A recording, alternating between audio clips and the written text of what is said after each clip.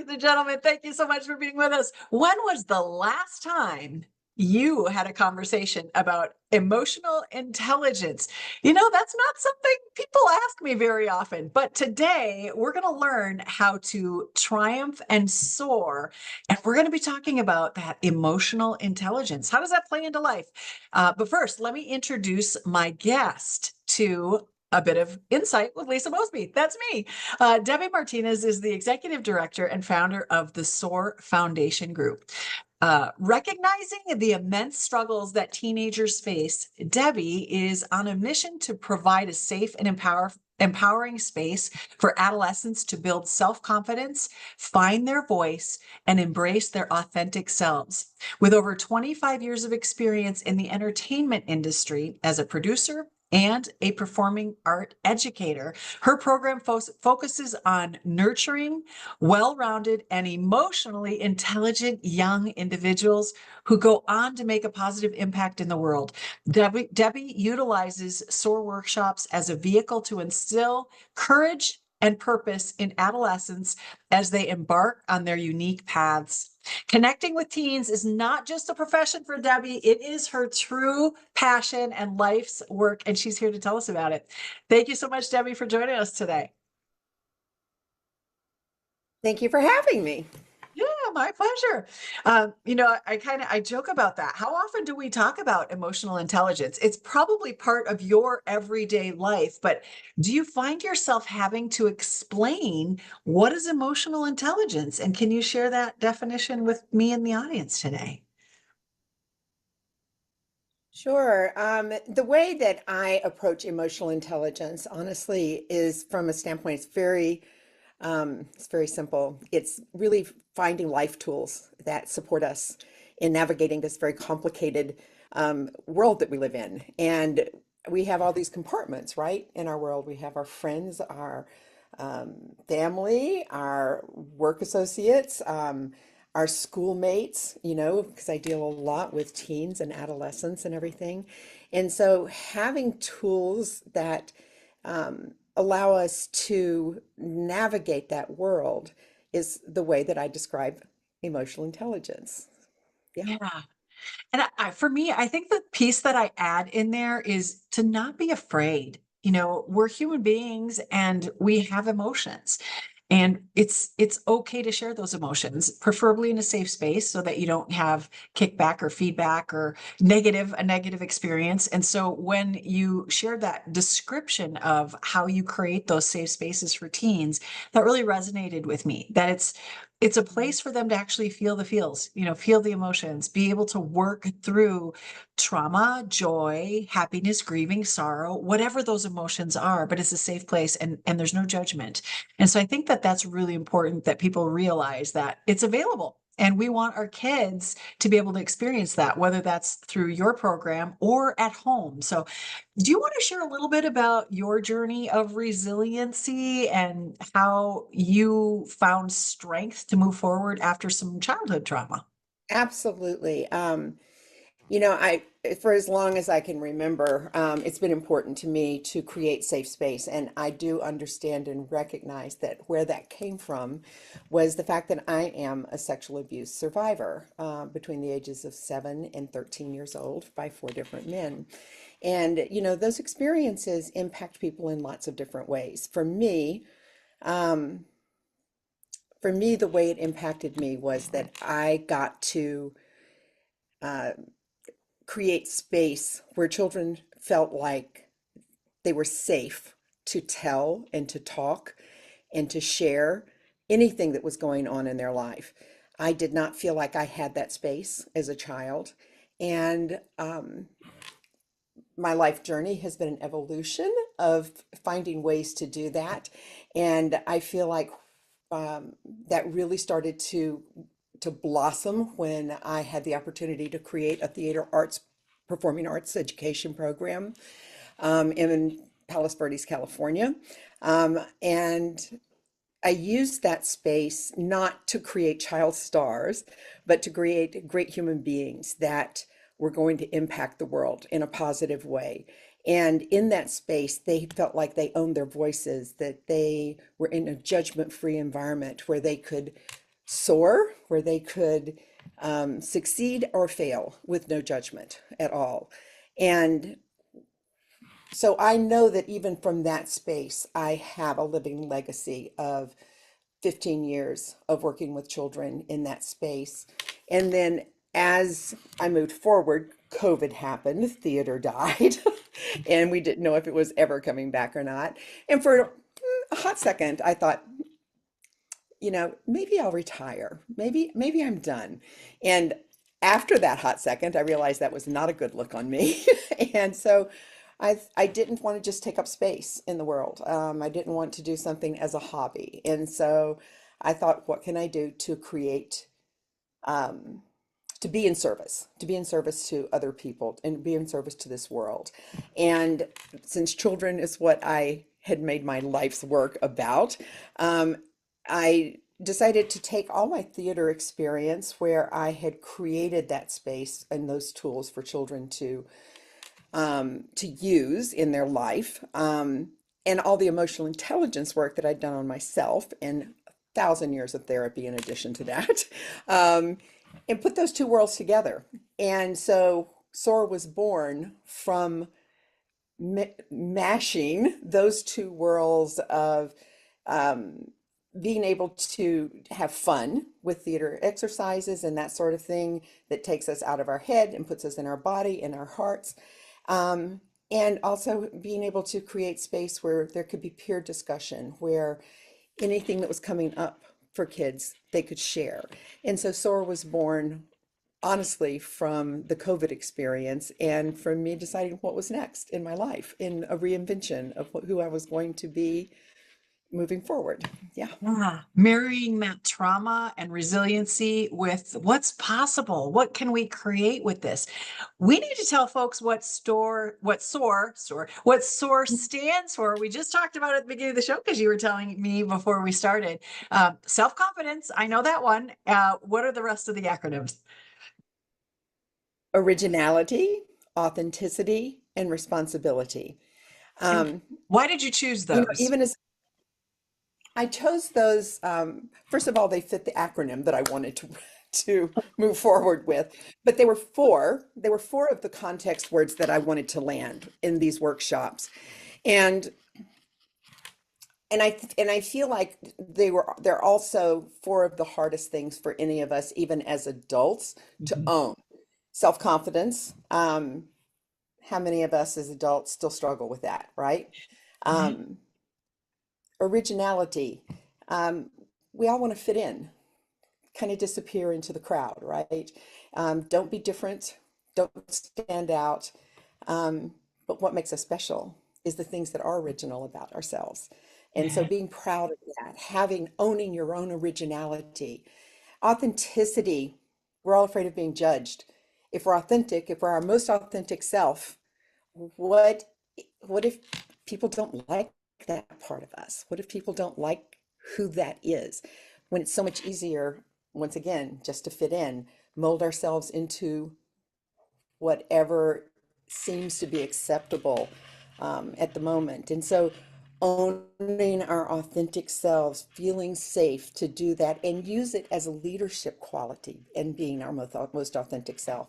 And then being in responsibility, knowing that we are respond our trajectory as far as our life is concerned. And in owning the responsibility for our own lives, um, we also become leaders in that because we're not pretending that it's someone else's fault, that something's happened to us, that life is happening to us. In owning our actions and owning what we want in our life, being responsible for those things, we become the leaders that we want to see in the world today. And so those are the reasons that I chose those words. Yeah. And I can see how, when you said adults, adults, we would think that adults would already have connection to those that, we've gone through high school, we've gone through our 20s and 30s, many of us. And, do we still have self-confidence? And I meet so many people like doing the work that I do, working with women who want to step out and maybe own their own business and create their own residual income, still don't have the confidence to do it. They may have had a big corporate career, but they don't necessarily have the confidence to own their own business, to step into that field.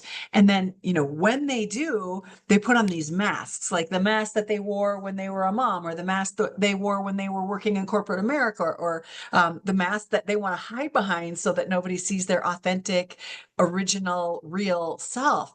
And so I think it starts not just, it's not just kids that have to go through all of these things. I think there were no tools for many of us who are adults living with some of this right now. So starting at such a young age, offering it to teenagers who struggle the most with body changes and peer pressure and all the things that are going on, we could change society with teaching these behaviors that you're talking about, this creating that safe space and teaching them how to create safe spaces with their kids or their peers or the students that they work with. So what you're doing is amazing. What challenges did you face in building something like this to scale? Like, I know you're still in the midst of it. You're still working on grants. And if anybody out Yep. there is looking for something to invest in or looking for a place to funnel money that would serve the community, I would certainly want to make that connection with you and Debbie so that her contact information will be in the notes as well.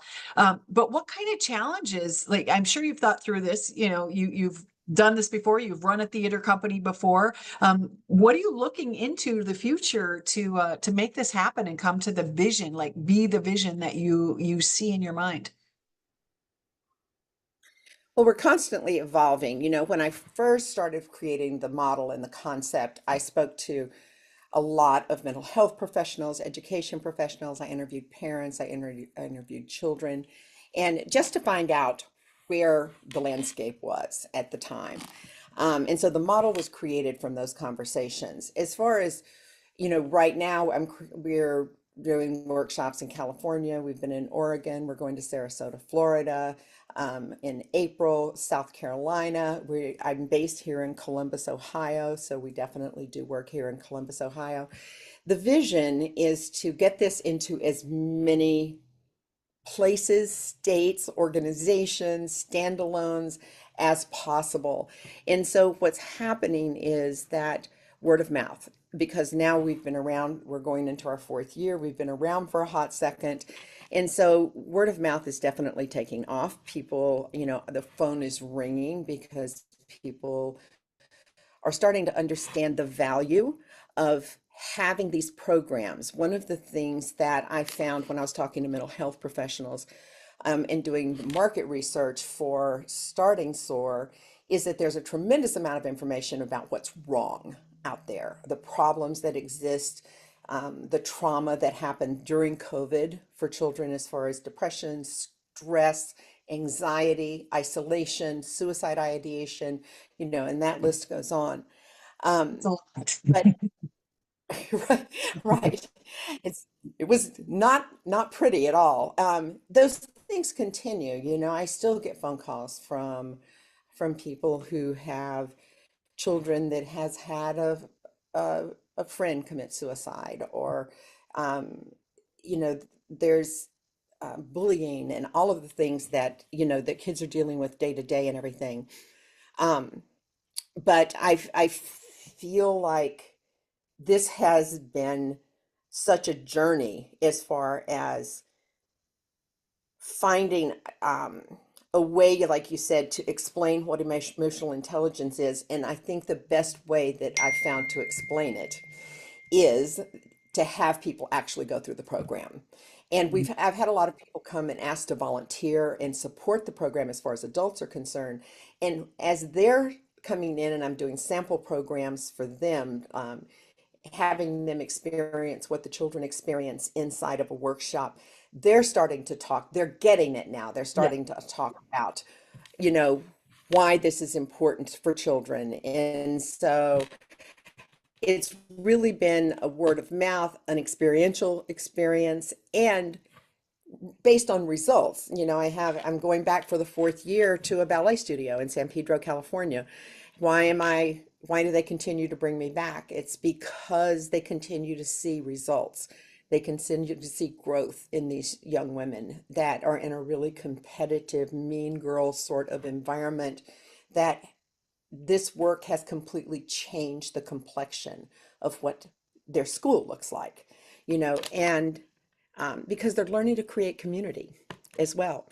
Um, I don't know if you've had this experience since COVID and during COVID, but we all lost a lot of communication skills during that time because of isolation and everything. And even before that, it's very scary sometimes for us to make new friends, to create a community of people that we feel safe in, where we can thrive and be who we're going to be.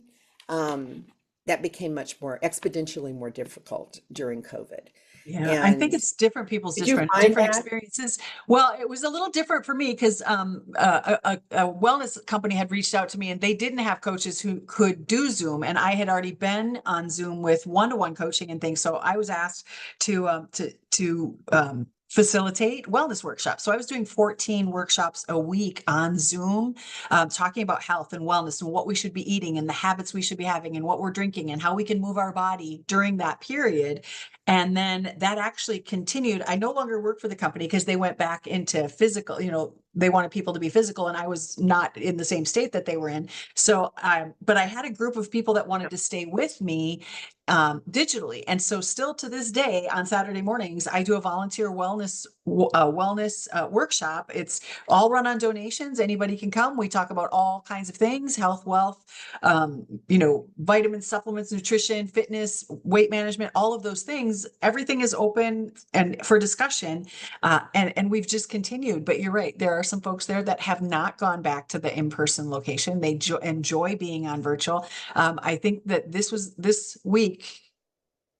I think this week was finally the last person that had not gone back to a live workshop is going either this week or there may be one more. I'm not sure, but I had one or two people who were still holdouts who still hadn't done that. They found virtual worked for them. But one of the gals, she went back this week and she said they recognized me. They hadn't seen me since before COVID. So we're talking 4 years now. She hadn't been there, and still a lot of the same people had come back and they were there and they welcomed her with open arms and they were hugging her. And she just, when she was telling me the story, she just lit up because she didn't realize what she was missing. Like, we were filling a part of it, Yeah. that was a really long way to get to my point. I'm sorry about that, but it just, like, the vision of her and how she explained this experience kind of gave me chicken skin, like I had goosebumps all over my body because I Yeah. realized that she's not the only one. There's still many, many, many people in the world that are traumatized by the experience they had with COVID. And just Kids, think most about, importantly.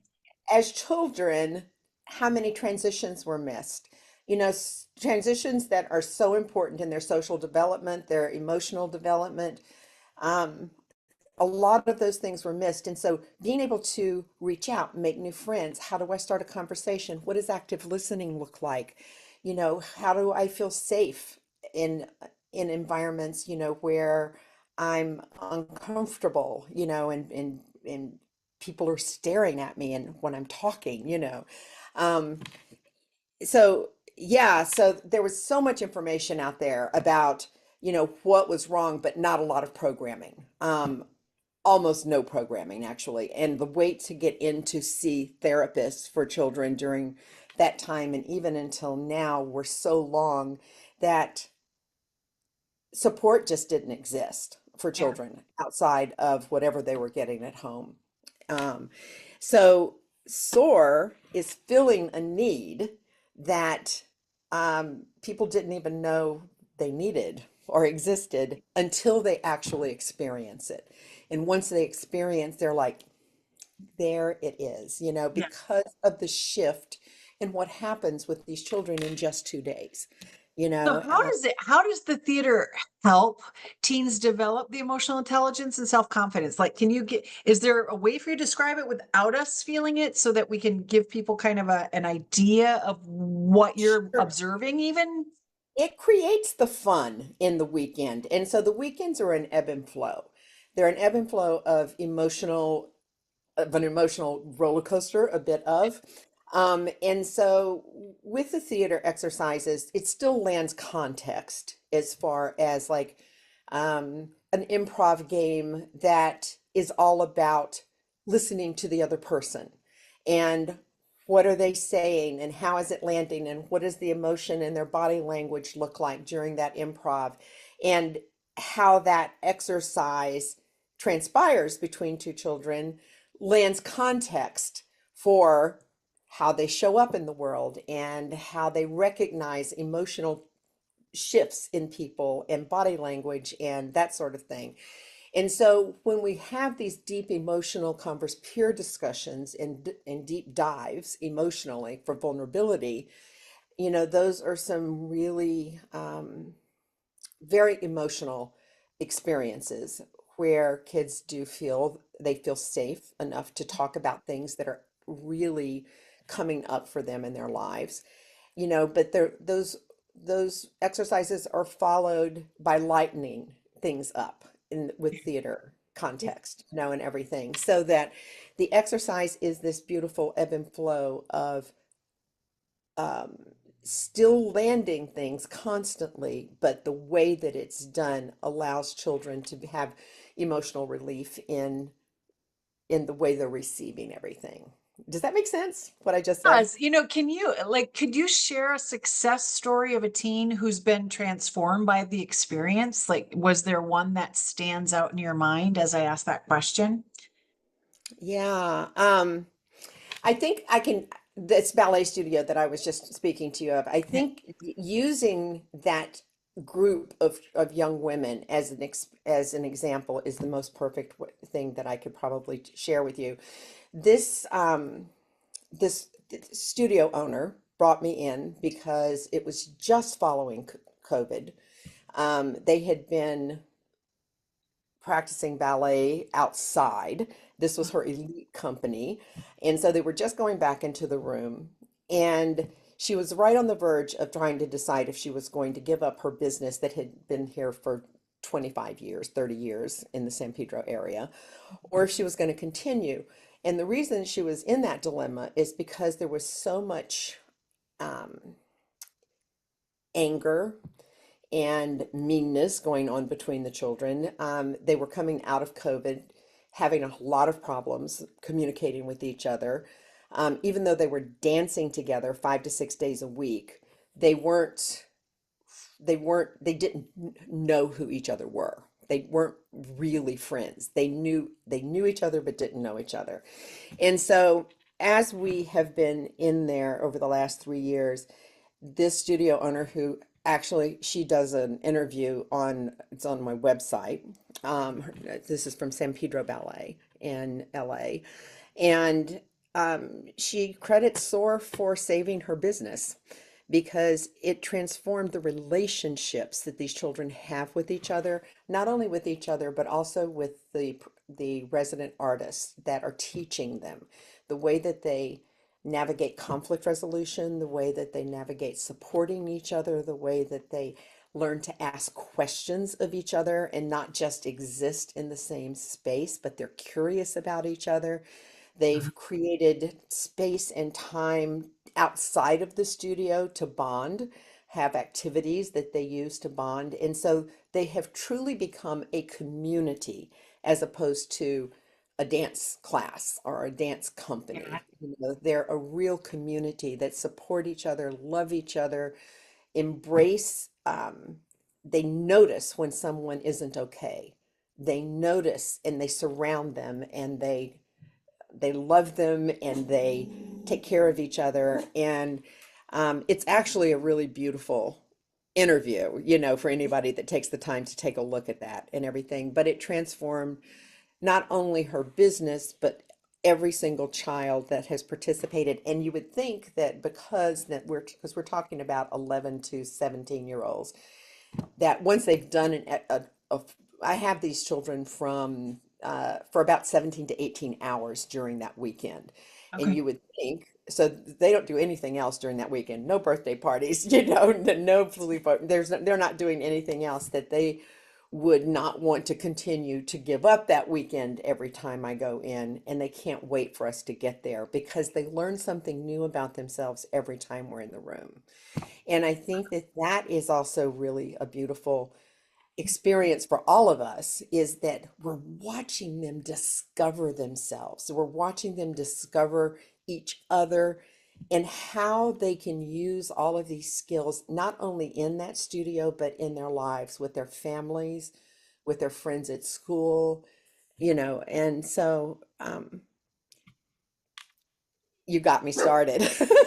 Well, it was a perfect example. It really was. And what I was envisioning was I've done quite a few women's retreats. Like I've facilitated them. I have been a participant in them, and I think of those experiences. And many of them are 2 and 3 days. Usually come in on a Friday and you leave on a Sunday. And Yeah. it's profound how closely you connect. And there are many women who are in my phone that I have never seen again, that I met at a retreat in some city or state somewhere. And, that was the only time in our life that we were together, but yet we still have this bond. So I totally get what you're saying. I could feel it in my own cells, what you're explaining. And that the fact that you can create that for kids, for teens, is amazing, because it gives them a leg up when you can. How many of us are still going through therapy in our 40s and 50s and trying to do that internal work to figure out why we have limiting beliefs and why we have all of this trauma in our life that we haven't processed? When you give kids the skills to do this as teenagers, their life changes forever. They don't ever have to go back to that. And that's what just so mind-boggling to me. I was never a parent, so maybe it's not as extraordinary as I see it to be. Oh no, But it is. it It's is okay. it's absolutely as extraordinary as you Yes. see it. It is amazing what you're doing. So I know we're actually recording this on my mom's first heavenly birthday, and it's the day before your birthday. You got a big number coming up here. I What do. does legacy mean to you? How do you hope SOAR continues beyond you? What would that look like for you? I'm actually doing everything I can right now with a beautiful and have a great board and so many people that are like underneath SOAR now. My dream is to have this work perpetuated. Um, we live in a really conflicted world, don't we? No matter what side of the conversation you're on, it's a conflicted world. And I truly, truly believe that our way out, that our way to the other side of this is through our children and through them not only having the tools to navigate their own lives, but to be leaders and to be able to have the courage to stand up and use their voices and step into their power. And legacy for me looks like, and I do get emotional, is that happens, is that they continue to create a world where people, whether they're children or adults, feel heard, feel seen. Feel like they do have a voice, that they can speak up, because I think so much of that is squashed. There was a time, I know, growing up, you're to be seen and not, seen and not heard, I think it was. And so my mom and dad always joked about it. My kids are angels when we're out in public, but boy, when they come home, they rip the roof off the place. But it was, you were to be seen and heard, seen, not heard in public. Yeah. So we're shifting that. We're finally getting around to it. It's only been 50 some years. But I see where you're going with that. And I think Oprah Winfrey said it best when she said that people need to be seen and heard and know what they say matters. And we talk about that in adult personal growth programs all the time. But do we do that for kids? Do we have that same thought process, those same rules for kids? Do we get down on our knees when they're smaller than us and look eye to eye with them and actually have a conversation with them? I do, because I have 13 great Yeah. nieces and nephews, 14 now, great nieces and nephews. And so, yeah, I do that. But I didn't know that that's not something you did do, because I never had my own kids. So I might have done things differently because I only treat them like adults, because that's people I work with as adults. But the fact that you're creating that space for kids, it should bring tears to people's eyes. Yeah. Yeah. And and I think that that's how I know that um, this never gets old. Um, I never get jaded because each weekend is so profound and so new, and every child is so different, and what they bring to the table is so different. And it also just continues to emphasize how much work we still have left to do. Yeah. And so it's impossible to get jaded in that environment. It's impossible to take it for granted. Um, and I'm constantly amazed at the wisdom, that these children have and how observant they are. And because people don't talk to them, like you said, because they don't ask their opinion, because they don't have safe space to be able to voice what's going on inside of them, a lot of times people have absolutely no idea, first of all, how observant they are, what they're actually seeing and hearing, but second, just how wise they are. And I learn more in every weekend I get to spend with these students than I teach them. I learn more than I teach. Um, and at 70, almost 73 now, I think that that says something about what's possible in this world. That so much is possible if these kids are given the opportunity to grow and blossom and step into who they're actually destined to be. Yeah. Well, thank you for following your dreams. And this is a show for entrepreneurs. I'm talking to women who the whole goal here is to encourage women to go find their own income, live their passion, get out of their shell if they haven't already done that. Um, is there one piece of advice, a piece of wisdom that you might offer an entrepreneur or a woman watching this show who hasn't started chasing her dreams? Like, you're on the other side of this. You are in the midst of and creating the reality of what you've been dreaming about, what has been on your heart. You called it your life's mission. Like, everything you've done this is a culmination of what you believe that you were here to do. What's one piece of wisdom that you could offer somebody who's on the fence, maybe not hasn't taken the plunge? A word of encouragement for the people listening. Be courageous. Be courageous. When you are doing something you love, something you truly, authentically believe makes a difference in whatever field that is, be courageous, because the only person that can really stop you from achieving that is yourself. You getting in your own way. Um, I know that we make up all kinds of stories in our brains about why we can't, why we shouldn't, who's going to stop us, or what's going to stop us. But those are stories that we make up. Why not make up a story that empowers us? Why not make up a story that allows us to have the life we want? And so my advice would be courageous, follow your heart. Beautiful. And, Well and said. Don't take my word for it. We have an expert in the room, you guys. If you're listening to this, I want you to make sure you heard it. She said courageous, and I'm going to just pile on and say brave. My word. I used to wear a bracelet that said "Be brave, be brave," and unfortunately, it broke. But I think I got to that point. I had to wear it for a really long time to be brave. Keep going. You can do this. Be brave. Now I wear one that says inspire. My ring says inspire. I look at it every time, and it's every day. It's facing me. I never take it off. I sleep in it, wear it in the water, everything.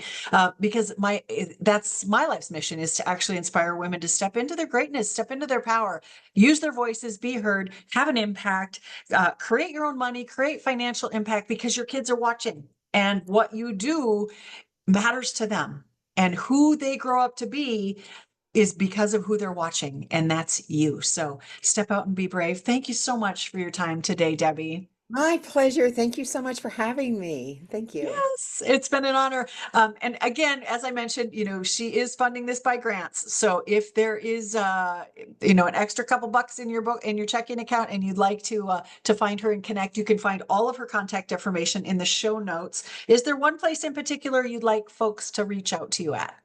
Um, sure. I mean, my email is going to be there, and but our website is so comprehensive and it really tells a story about SOAR and also gives opportunity to donate. And so, And what is your website? What's the address? Because some people are just listening and maybe not seeing yes. us and they So won't see it on the it's screen. www.soarwithconfidence.com. SOARwithconfidence.com. SOAR. SOAR, soarwithconfidence.com. All right, you guys, I hope that this inspired you to follow your dreams, whether it's your dream to own a business or dream to start a movement, create a mission, have an impact, make a difference in the world. If I can be of a resource for you to help you with social media, expand that online, that's what I do best. Feel free to reach out to me.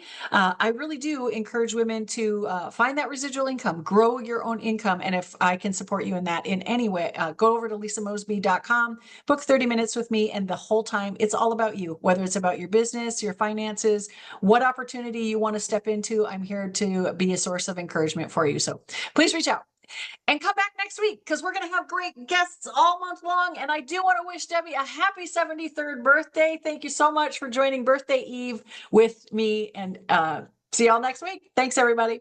Thanks, Lee.